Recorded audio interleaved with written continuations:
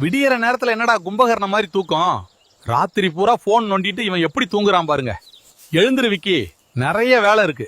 அட்டைப்பெட்டிய கெட்டியா புடி மச்சான், சரிஞ்சிட போகுது. வெயில் ஏறதுக்கு முன்னாடி இதையெல்லாம் சந்தைக்கு அனுப்பணும். தேய்க்கிற தேப்பில மாடு வெள்ளையாகிரணும்.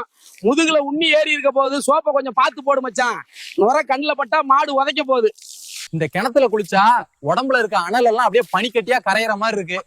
கண்ணு எரிச்சல் அடங்கி இப்பதான் உலகம் தெளிவா தெரியற மாதிரி இருக்குது. முன்னாடி போறவங்களை விரட்டாதடா, பின்னாடி வர்றவங்களை கவனி. வெயில் வர்றதுக்குள்ள விறுவிறுன்னு நடக்கணும்.